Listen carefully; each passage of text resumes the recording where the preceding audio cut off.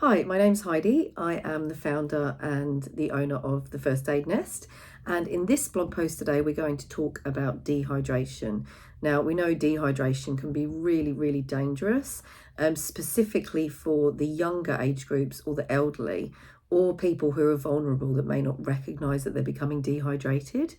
So if you're experiencing any of the symptoms during an illness or during particularly hot weather, then the symptoms we're going to talk about today, you definitely need to get yourself checked by a doctor.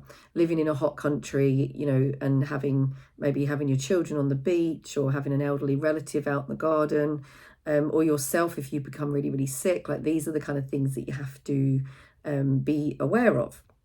Okay, so some of the symptoms of dehydration is you haven't actually weed for a really long time. So if you haven't managed to urinate for up to 6 to 8 hours, then that may be a sign that you are becoming dehydrated. Now, if that's a baby or a small child, that's a very long time. So with them, what you're going to be looking at is wet nappies. Is there any wet nappies? Is there a lack of wet nappies?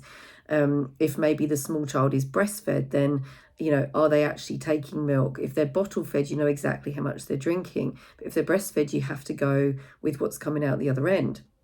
So this is where it can be really helpful to just be able to measure things. But if you notice that someone or a small child hasn't urinated for 6 to 8 hours, then you really need to get them checked. A more severe symptom can be dizziness. You can also feel like your heart rate is going up, and what we call a rapid heart rate. This also can be a symptom of dehydration. So the most common symptoms, again, we can go over. Sometimes it's as simple as a dry mouth. I know that sounds really simple, but like I said, when you're looking after people that are vulnerable, you need to be able to see these things from the outside. It may not necessarily be you that, you're feeling a certain way. Sunken eyes, you can feel that actually you can see someone is creating dark circles and their eyes are a bit sunken. With a small baby, it might be that their fontanelle is actually depressed, like inwards a little bit. Someone may be tired or irritable, or the young child or the elderly person may be quite tired and irritable. If we're sick, we've got gastro and we can't keep anything down, obviously we're going to be tired and irritable too. We've already spoken about infrequent urination. The skin might be dry and cool to touch. Again, this would be more of a severe symptom. Sometimes you can be constipated, and that's a lack of fluid within your bowels, and within where your colon, and where what we have called peristalsis, which pushes the poo through the bowels, if you like. And if there's not enough fluid there, then they're going to become really, really dry. So that actually can cause constipation.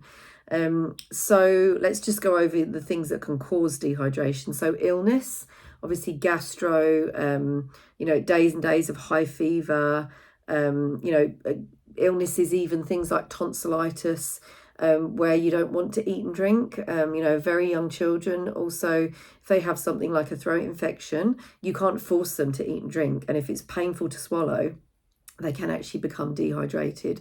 Or even look at their tongue. Have they got thrush on their tongue? Have they got sore mouth ulcers? Anything that's stopping them to eat and drinking? Obviously, if we can fix that, then we can, encourage them to eat and drink again. Excessive sweating. This is something that some adults might actually suffer with. So that's something to consider, and obviously keeping your fluids up. People can take Hydralyte. You can actually give Hydralyte to babies as young as 6 months as well. So that's helpful. Just simply not drinking enough fluids. So if you've got someone vulnerable or a young child, just having the drinks out available in arm's reach. I used to leave cups of, sippy cups of water just around the place in summer when we lived in a apartment where it was really, really hot.